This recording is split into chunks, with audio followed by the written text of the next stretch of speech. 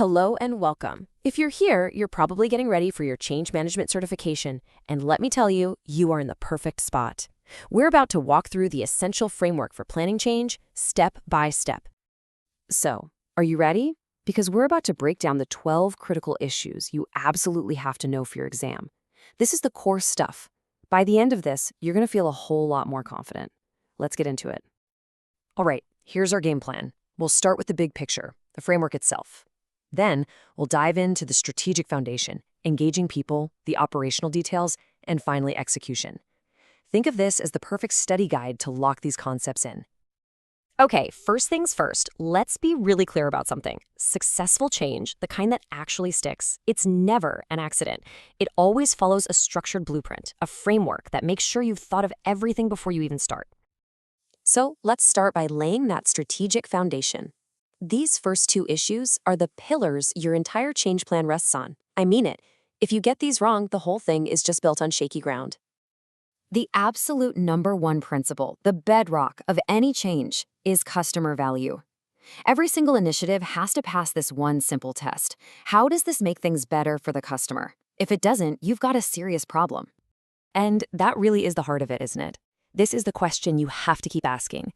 If you can't clearly explain the benefit to the end customer, a better product, faster service, lower cost, then you have to seriously ask yourself, why are we even doing this? Okay, on to issue number 2. Your goals have to be real. And by real, I mean clear, doable, and measurable. Saying you want to improve satisfaction is nice, but it's just a wish. Saying you're going to improve customer satisfaction from a 62 to an 80, now that's a real target. That's the level of detail you need. All right, let's build on that. We've got our strategy. But as we all know, change doesn't happen because of a document. It happens because of people. So these next 3 issues are all about the human element, how you get people on board and keep them there. The classic cautionary tale. We've all seen this movie, right? An operations team needs something, so they just throw the request over the wall to IT and hope for the best. Fast forward a few months and, surprise, it's not what they wanted. The lesson here is so important. Without constant stakeholder involvement, you are just asking for trouble. So how do you make sure people are involved? Well, you build what the great John Kotter calls a guiding coalition. Look, you don't need everyone on board from day one. That's a myth.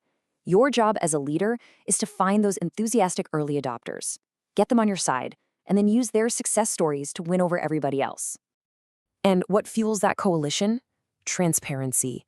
This isn't just about being honest, it's a powerful strategy. When you're open about the vision, the goals, and what's happening, you build trust. You starve the rumor mill of oxygen, and you make it a lot harder for people to resist because they actually understand what's going on. Okay, strategy is down, people are getting engaged. Now it's time to get into the nuts and bolts, the operational plan. This is where we figure out what resources, systems, and processes are actually going to be impacted by this change. Here is a huge point, especially for your exam. Change is never free. It costs time, money, and energy. A solid plan has to account for all of these resources, not just the obvious ones like money and tech, but the ones people forget, like support, counseling, and training. A plan without a resource list is just a wish list. And speaking of resources, let's talk technology. If tech is a big part of your change, you can't just treat the IT department like a vendor you place orders with. No way. They have to be a true partner involved from the very beginning. Otherwise, you're just setting up that same failure story we saw a minute ago. Next up, process. This is all about how people's daily work is actually going to be different. Changing a workflow might look simple on a diagram, but in the real world, it can be incredibly disruptive. You have to plan these changes with extreme care, or you risk creating total chaos. And you can't forget this part. When you change a process, you're also changing the social environment. You're altering how people work together, who they talk to, how teams function.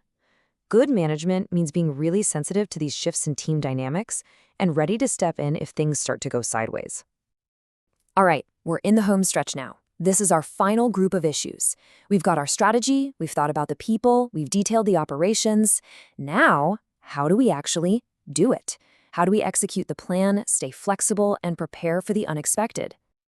This is such a critical concept today. The old, traditional way of planning assumed you could map out every single step from A to Z before you started. But reality is messy, right? The Agile approach is so much more realistic. It accepts that you can't predict everything and builds in flexibility so you can adapt as you go. Now, issue 11, training.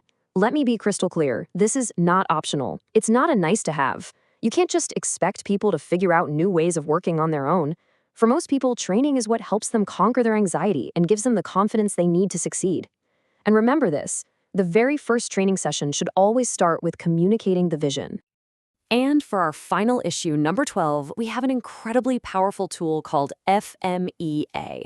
It stands for Failure Modes and Effects Analysis. It's a fantastic idea borrowed from Lean's Six Sigma, and it's all about one thing, figuring out what could go wrong before it goes wrong. It's like a pre-mortem for the project. And the best part? The process is beautifully simple. You get the key stakeholders in a room, and you just ask that one powerful question. What could possibly go wrong here? That one question opens the floodgates. You identify all the potential risks, and then you can build plans to deal with them ahead of time. It's about being prepared, not just reacting to crises. So there we have it. We've gone through all 12 critical issues for your certification exam. Strategy, people, operations, execution. But what's the one thing that pulls it all together? What's the real endgame for this whole framework? This is it right here. This is the key takeaway.